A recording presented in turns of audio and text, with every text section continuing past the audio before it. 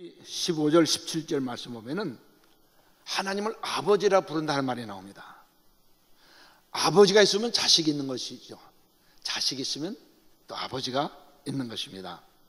근데 요새는 그 DNA 조사를 잘 하더라고요.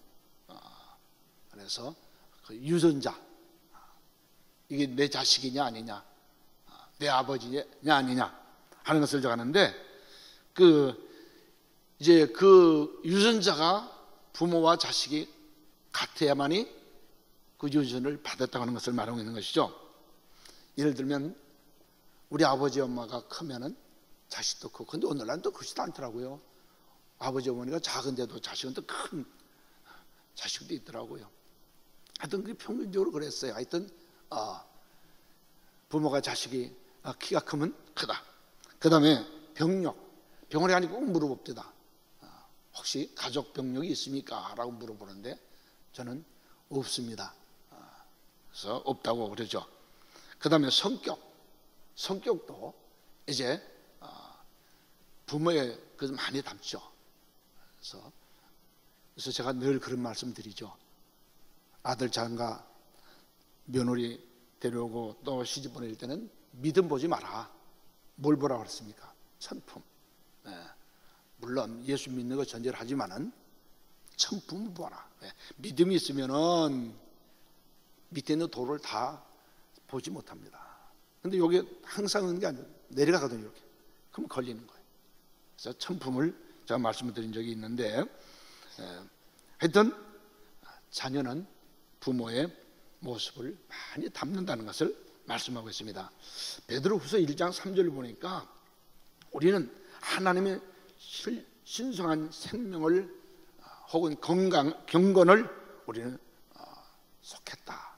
하나님의 신성과 하나님의 거룩함에 우리는 속하기 위해서 부름받았고, 우리 부름받은 사람은 속해야 된다는 것을 말하고 있습니다.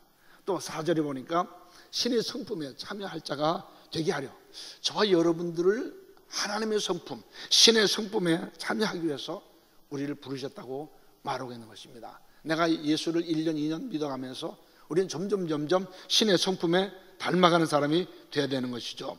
자, 우리 15절, 16절 한번 같이 한번 볼까요? 15절, 16절 시작. 오직 너희를 부르신 거룩한 이처럼 너희도 모든 행실에 거룩한 자가 되라. 기록되었으되 내가 거룩하니 너희도 거룩할지어다 하니라.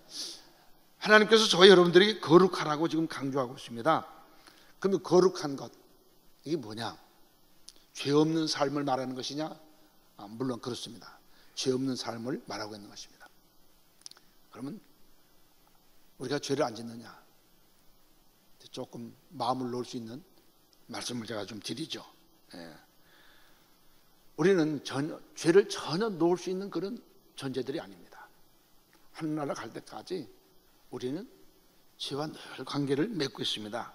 그런데 죄가 나를 침범하고 나를 넘어뜨리고 나를 죽이는 일까지는 하지 못한다는 사실이죠. 그래서 우리는 계속 넘어지면서 또 발을 닦고 또 손을 닦고 그렇게 하면서 우리가 가게 되는 것입니다. 그렇다고 해서 우리가 죄를 마음껏 지라고 하는 그런 의미는 결코 아닌 것입니다. 여기 거룩하다는 뜻은 무엇을 말하냐? 따로 띄어놓는다는 의미입니다. 따로 띄어놓는 것이다. 혹은 하나님을 향해서 구별된 것을 말하는 것입니다. 거룩하다는 것은 지금 따로 띄어놓는 것, 다시 말해서 세상과 나를 따로 떼어놓는 것입니다. 또 하나님의 자녀라고 그랬는데 아버지의 특성을 지니게 하는 것, 저와 여러분들이 아버지의 특성을 가져야 되지 않겠습니까? 그것을 말하고 있고, 또는 하나님의 성품에 참여하게 하는 것을 말하고 있습니다. 우리가 점점 가면서 하나님의 성품, 우리 주님의 성품을 내가 닮아가야 되죠. 내가 젊었을 때보다도 내가 이제 1년, 2년 더 믿는 순간에 우리 주님의 성품을 닮아가는 그런 생활을 가져야 되는 것입니다. 또 성장하면서 그 특성이 나타나는데 어떤 특성이 나타납니까? 주님 닮아간다고 하는 특성이 나타나는 것이죠. 아주 오래전 얘기입니다. 그러니까 벌써 한 35년 전 이야기입니다. 벌써 저희 막내가 이제 낳았어요. 그래서 병원에 가봤죠. 갔더니 깜짝 놀랐어요. 나 닮은 구석은 한 군데도 없는 거야. 그래서 야, 이건 내 자식이 아니다라고 말할 수도 없고, 그래서 거기서 와, 황당하대요. 뭐 엉망의 얼굴이.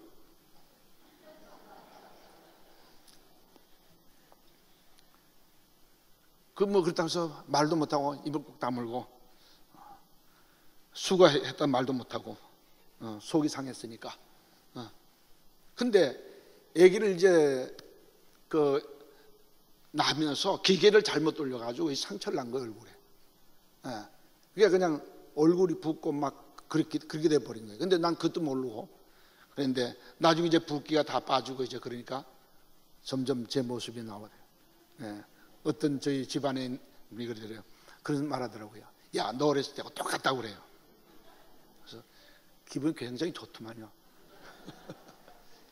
여러분, 하나님께서요, 저희 여러분들 어디 갔는데, 야, 너 참 예수 믿는 성품, 너 예수님 닮았구나 하는 말을 듣는다면 얼마나 멋있겠어요.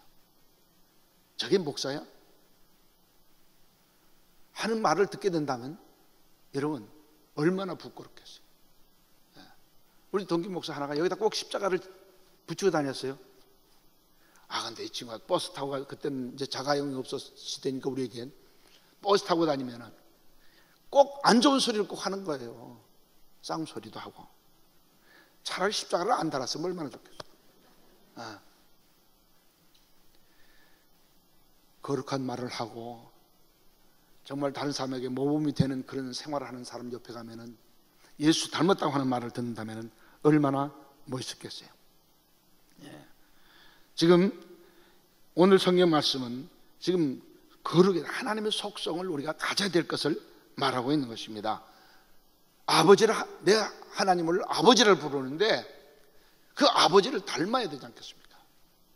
그 아버지가 조금이라도 제가 우리 하나님 아버지, 나의 주이신 예수 그리스도를 닮아가는 사람이 되어야 되는데, 이렇게 닮기 위해서 어떻게 해야 되는가?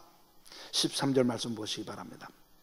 13절, 그러므로 너희 마음에 허리를 동이고 근신하여 예수 그리스도께서 나타나실 때 너희에게 가져다 주실 은혜를 온전히 바랄지니라. 여기 허리를 동이라고 그랬습니다. 하나님께서 예레미야에게, 예레미야야, 너 그 뱃띠를 갖다가 바위 밑에 갖다가 파고서 거기다 넣어놓으라고 그랬어요. 숨겨두라고 그랬어요. 근데 며칠 있으니까 하나님, 야, 너 다시 가서 바위 밑에 파고 그 뱃띠를 꺼내보라. 썩어버렸어요. 이 뱃띠를, 썩은 뱃띠를 보면서 왜 그 뱃띠를 말하고 있느냐? 여긴 이 띠는 이스라엘에게 있어서 하나님 은혜를 의미하고 있는 것입니다. 하나님 은혜. 이 뱃띠는, 이것은 하나님께 영광을 돌려드리는 삶, 하나님께 영광을 돌려드리는, 하나님과 더 가까이 가는 아주 밀착하는 그런 생활을 우리에게 의미해주고 있는 것입니다. 더 나시 말해서 하나님 은혜를 받고 하나님 은혜대로 살아가야 될 것을 말하고 있는데, 이 띠가 어떻게 됐습니까? 썩어버렸어요. 이스라엘 민족이 가지고 있어야 될 띠가 썩어버린 거예요. 이것은 교만을 말하고 있는 것입니다. 썩었다고 하는 것은 이스라엘 민족이 썩었다, 교만했다. 하나님의 힘으로 살아야 되는데 하나님으로 살지 않고 자기 힘으로 살아가는, 그래서 하나님 앞에 충성하지 않냐는 이스라엘 민족을 보면서 하나님께서는 지금 이렇게 띠가 썩어져 버린 것을 말하고 있는 것입니다. 누가복음 12장 35절이니까 허리에 띠를 띠고 등불을 켜고 서 있어라. 지금 신랑이 오면은 나가야 되니까 허리에 띠를 띠고 잠을 자되 그저 푹 자지 말고 다 준비하고 그리고 나가야 될 것을 말하고 있는 것입니다. 에베소 6장 14절 보니까 진리로 너희 허리띠를 띠고 하나님 말씀으로 내가 무장해야 될 것을 말하고 있는 것입니다. 이 말씀을 다시 말하고 있다면 교만을 내 자신에게서 버리라는 얘기입니다. 우리에게 참 교만이 많습니다. 제가 교회 은퇴하면서 저는 모든 걸 다 버렸다고 생각했어요. 하나님, 전 다 버렸습니다. 근데요, 아무것도 안 버렸더라고요. 버린 거 하나. 교회에 대해서 내가 더 있어야 되겠다고 하는 그 생각은 전혀. 그래서 그 생각은 하면 할수록 잘했다 그러는데, 다른 걸 보니까 내 생활 속에서 버린 것이 아무것도 없다고 하는 것을 점점점 느껴지는 거예요. 노예 가니까 아이고 내가 원로 목사 됐으면 이렇게 취급 안 받는데, 달라지더라고요. 그냥 은퇴한 사람하고 원로 목사하고 노예 자체가 대접하는 게 달라지는 거예요. 그래서 내가 또 덜 버렸구나. 여러분, 죽을 때까지 버려지지 않습니다. 자꾸 버려지는 연습을 해야 되는 것입니다. 교만도 마찬가지입니다. 버려야 됩니다.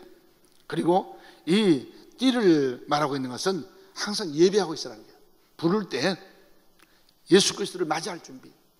주님이 오시면은 내가 발벗고 주님 앞에 나갈 수 있는 그런 믿음의 준비를 해야 될 것을 말하고 있고, 자기 자신 죽을 준비. 언제 죽을지 모르잖아요. 아까 낮에 와서 설교했던 그 목사님, 아들 둘인데 둘째가 아주 그렇게 건장했다는 거예요. 근데 3년 전에 하늘나라로 갔다는 것입니다. 여러분, 순서가 없어요. 그러니까 항상 우리는 죽을 준비를 하고 있어야 된다. 그 다음에 축복받을 준비가 있어야 되죠.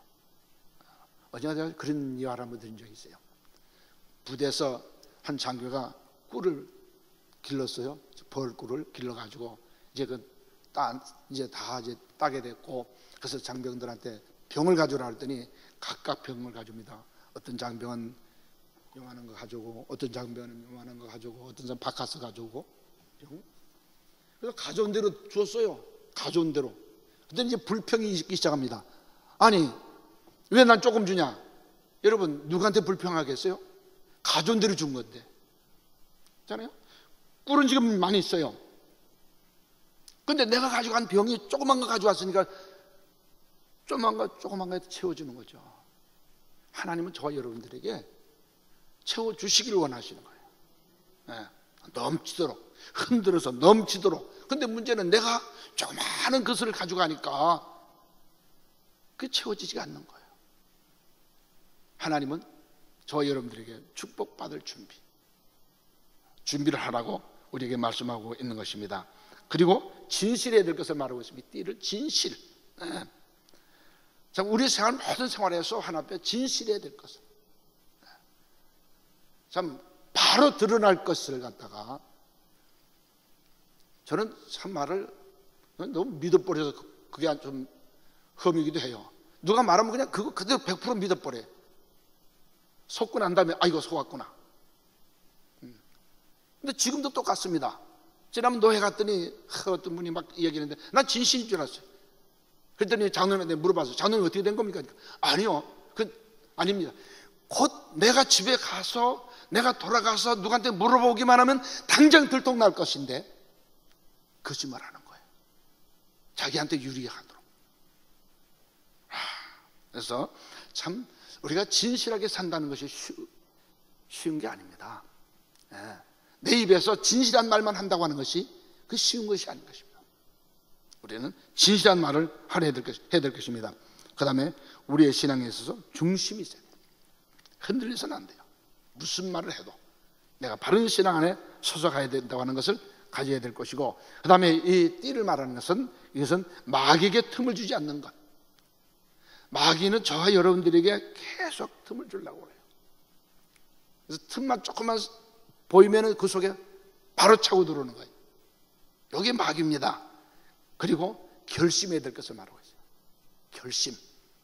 무슨 결심입니까? 기도의 결심이 있어야 됩니다. 주의를 잘 지키겠다고 하는 결심이 있어야 되는 것입니다. 전도하겠다는 결심이 있어야 될 것입니다. 경건의 생활을 해야 되겠다는 결심이 있어야 될 것입니다. 성경 말씀대로 살려고 하는, 내가 성경 말씀을 배우고 가까이 가는 그런 결심이 우리에게 있어야 될 것입니다.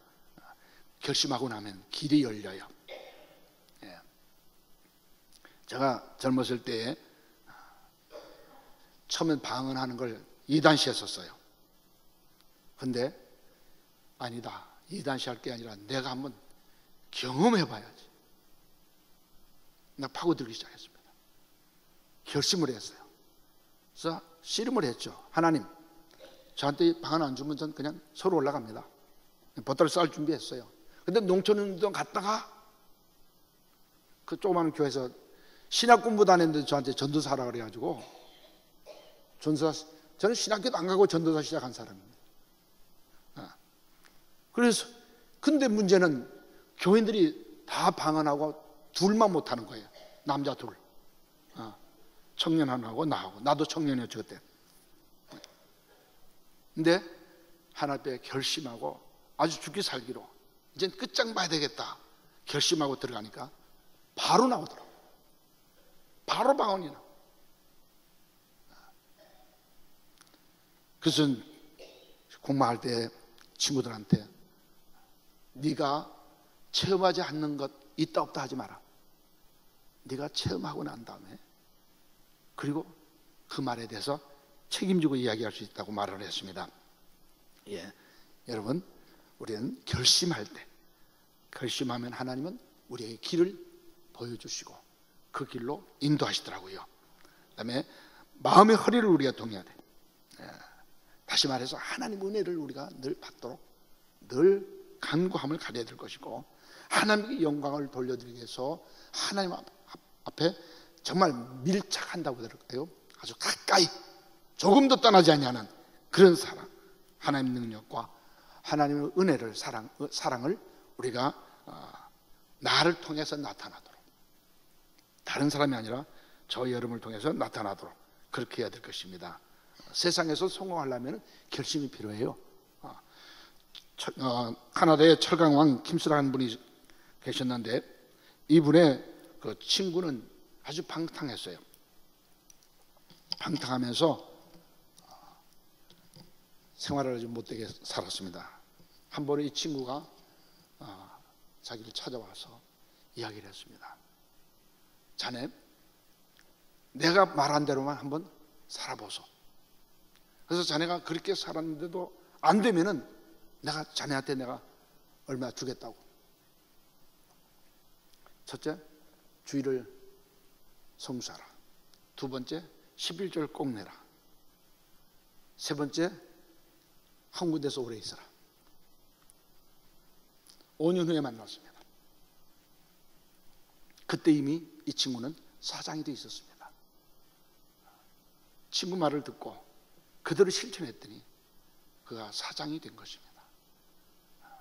그렇게 못되고 그렇게 신용을 잃고 살았던 그 사람이지만은 그가 아주 새로운 사람이 되어진 것입니다.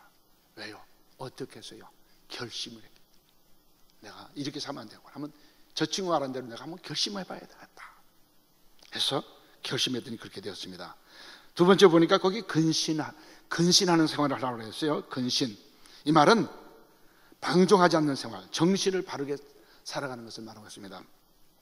지금 여자들의 알코올 중독이 굉장히 많이 퍼센트에 지금 올라가고 있다고 그래요. 제가 봤던 그거하고 좀 차이가 있긴 있는데, 하여튼 이 여자분들이 술을 많이 마셔가지고 굉장한 사회 문제가 일어나고 자녀 문제에 대해서도 큰 문제가 될 수밖에 없는 것이 바로 이 술 문제입니다. 이런 것을 우리가 자제하고 나가야 될 것입니다. 하나님을 아버지라 부른다면 바로 우리는 그 하나님이 원하는 삶을 살아가야 될 것입니다. 여기 근신한다 말을 사전에 보니까 이렇게 했더라고요. 삼가 조심해야 된다. 삼가 조심해야 된다. 혹은 반성하면서 조심해야 된다. 그러니까 하나하나 내가 조심하면서 가야 되고, 그 다음에 또 반성하면서 내가 한 일에 대해서 잘했나 못했나, 또는 말과 행동을 삼가는 것이다. 내가 말하는 것, 행동하는 하나하나, 그 다음에 자기 자신을 조정하는 것이다. 여기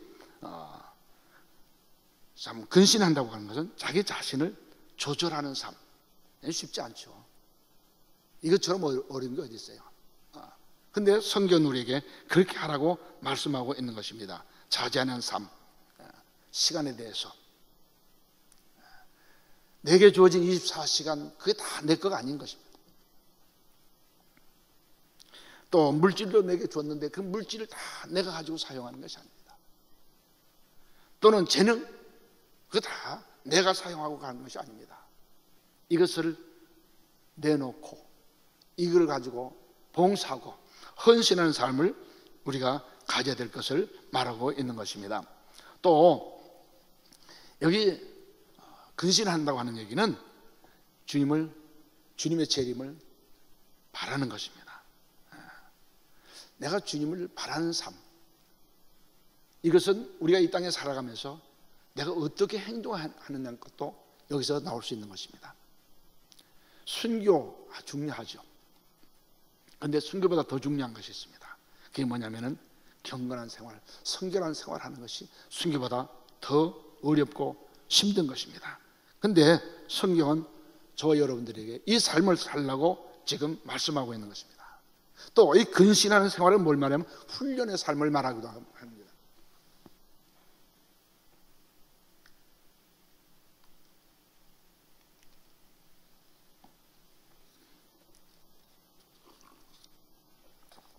좋은 군사는 훈련을 잘해야 되죠. 훈련을 또 아주 세게 해야 됩니다. 그래야 좋은 군사가 나올 수가 있는 것입니다. 좋은 성도 그냥 나오는 게 아닙니다. 훈련을 해야 되는 것이죠. 지금 우리 성경 공부 이제 곧 들어갑니다만은 이거 훈련 받아야 됩니다. 그래서 열심히 성경을 어떻게 읽는 것이 중요한 건지, 다른 사람들 한 것들을 좀 종합해서 나는 지금까지 이렇게 성경 공부해 왔지만은 이런 성경 공부도 있구나. 그래서 훈련하는 것입니다. 기도 생활도 훈련입니다. 아까 그 목사님이 꿈이 뭐냐고 그랬는데 사실 내 꿈은 잠자는 거였었어요. 은퇴하면 내 꿈은 시간 잠자는 거다. 하나님께서 야, 너 그 꿈 틀렸다. 그래가지고 하루 저녁 딱, 그것도 뭐 많이 자게 하지 않았어요. 8시에 잤는데 2시에 일어났으니까 시간 잤는데 2시밖에 안 됐어요. 또 자려고 그랬죠. 잘 수가 없는 거. 허리가 아파서 못 자갔어요. 그러니까 이게 내 꿈이 아니로구나. 하나님께서는 다른 곳으로 저를 이끌어 주셨는데 과거하던 생활을 그대로 하도록 하나님은 이끌어 주셨어요. 오히려 내가 목회할 때보다 더 기도하는 생활로 하나님 저를 인도해 주셨어요. 그래서 하나님께서 내 꿈이 아닌 하나님의 꿈을 내게 주시는구나. 예. 왜 우리가 근신하면서 살아야 되느냐? 하나님의 자녀이기 때문입니다. 저와 여러분들 하나님의 자녀이기 때문에. 왜 근신하면서 살아야 되느냐? 하나님의 사랑을, 하나님의 은혜를 힘입기 위해서. 내가 계속해서 하나님 은혜와 하나님의 사랑을, 은혜를 힘입어야 내가 살 수 있지 않겠습니까? 그 다음에 왜 나를 하나님께서 근신하라고 하느냐? 주님을 보여드리기 위해서. 여러분, 내 입술에서, 내 행동에서 주님을 보여드리는 삶, 이것이 주님이 저와 여러분에게 원하는 것입니다. 그 다음에 세 번째로 14절 보니까 은혜를 바라야 한다고 그랬습니다. 은혜가 뭐냐? 은혜, 선물이죠. 선물은 누구한테 줍니까? 내가 아는 사람에게, 가까운 사람에게 이 선물을 주는 것입니다. 하나님은 저와 여러분들에게 은혜를 주셨어요. 선물을 주셨어요. 당신의 독생자를. 어느 정도요? 그 독생자를 나를 위해서 대속에 죽으시기까지. 그러면서 저와 여러분들을 의인이다, 너는 내 아들이다, 내 딸이다, 저와 여러분들을 이렇게 우리를 불러주시고 저와 여러분들에게 더 생명에 동참하도록, 더 강한 생명 속으로 들어가도록 우리를 인도해 주시는 것입니다. 13절 말씀 한번 다시 보겠습니다. 그러면 너희 마음의 허리를 동이고 근신하여 예수 그리스도께서 나타나실 때에 너희에게 가져다 주실 은혜, 여기 가져다 주실 은혜라고 그랬습니다. 이건 두 가지 의미가 있는데요, 이건 장래 것을 말하면서 현재 것도 말하고 있는 거예요. 장래에 우리에게 아주 귀한 것이 우리가 가지게 될 건데, 근데 현재 그 귀한 것을 우리가 가지고 있을 것을 말하고 있는 것입니다. 여러분, 세자는 뭡니까? 그 사람은 왕이 될 사람이죠. 근데 그 세자는 앞으로 왕이 돼야만 대접받는 것이 아니라 현재도 모든 신하들 앞에서 왕같이 대접을 하지 않지만 왕 다음가는 대접을 받는 것입니다. 오늘 저와 여러분들에게 지금 이것을 지금 가져다 올 은혜라고 그랬는데, 앞으로 저와 여러분들에게 저 하늘나라 천국 생활, 그게 우리에게 가져올 것입니다. 근데 그것이 하늘나라 가서만이 아니라 이 땅에서도 그 삶을 산다는 것을 말하고 있는 것입니다. 또 3장 7절 한번 보시겠어요? 3장 7절, 남편들아 이와 같이 지식을 따라 너희 아내와 동거하고 그를 더 연약한 그릇으로 것이요 또 생명의 은혜를 함께 이어 받을 자로, 여기 생명의 은혜를 함께 받을 자로, 생명의 은혜라는 말이 나옵니다. 이 생명의 은혜라는 말은 이런 말인 것입니다. 주석은 이렇게 말하고 있어요. 하나님이 신성하고도 거룩한 부활의 생명을 공급하는 하나님의 은혜를 말하는 것이다 그랬어요. 다시 말하면 하나님께서 저와 여러분들에게 영혼의 생기를 불어넣어 주신 거예요. 우리 영혼은 계속해서 영혼이 생기가 불어넣어져야 되는 거예요. 공급이 돼야 되는 거예요. 그리고 이건 신선함을 말하고 있는 것입니다. 생기가 우리에게 주어지면은 공기가 안 좋으니까요 답답해요. 공기가 안 좋으니까 숨쉬기가 힘들어. 숨을 잘 안 쉬려고 그러더라고요. 제가 이번에 중국 가서 공기가 안 좋으니까 숨을 멈추고, 근데 멈추면 내가 어떻게 죽죠. 다시 이제 숨을 쉬고 그러는데, 신선함을 좋은 공기로, 다시 말해서 하나님 은혜로 우리에게 주시는 것을 말하고 있고, 이것은 새롭게 얻어지는 하나님의 생명의 은혜를 말. 그러니까 우리가 한 번으로 끝나는 것이 아니라 계속되어지는 생명의 역사가 우리에게 이어져가는. 그래서 저와 여러분들이 그래서 하나님 말씀을 읽고 듣고 공부하고 하면서 하나님 은혜를 힘입어가는 것을 말하고 있는 것입니다. 더 나아가서 이 말씀은 주림 재림할 때에 인정하는 거예요. 저와 여러분들 인정하는 거예요. 7절을 보니까 너희 믿음의 시련이 불로 연단하여도 없어질 금보다 더 귀하여 예수 그리스도에 나타나실 때에, 주님이 나타나실 때에 칭찬과 영광과 존귀를 얻게 하려 함이라. 여기 칭찬을 받게 됩니다. 저와 여러분들 다 구원받았어요. 천국에 갔어요. 너 잘 왔다, 너 잘했다, 칭찬하시는 거예요. 그런데 우리가 매일같이 거짓말이나 하고 이리 핑계 저런 핑계 하게 되면 칭찬이 없잖아요. 책망받겠죠.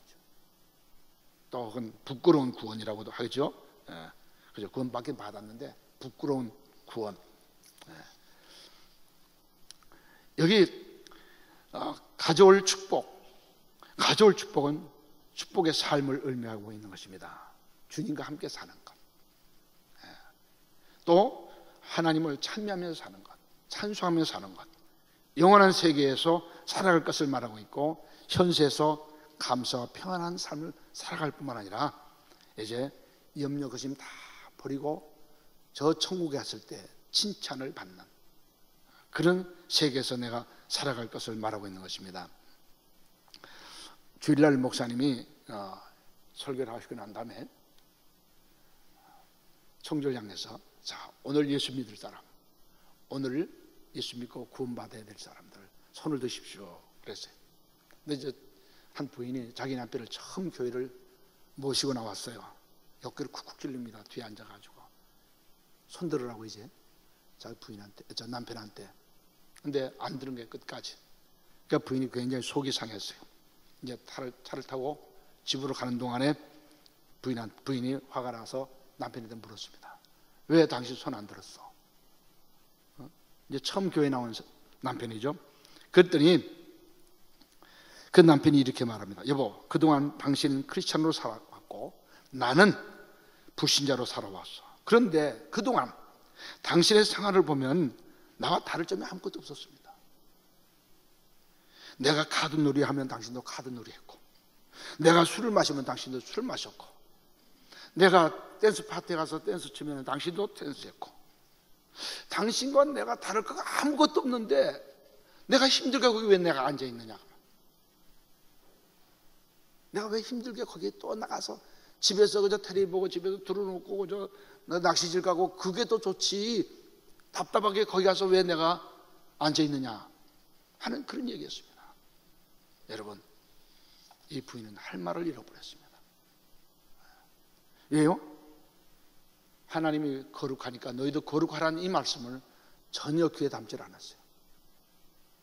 그리고 그의 삶 속에서 아무것도 남편하고 다른 점이 전혀 없었던 거예요. 안 믿는 남편이나 교회 나가는 부인이나 다를 거가 없었어요. 차별이 없었어요.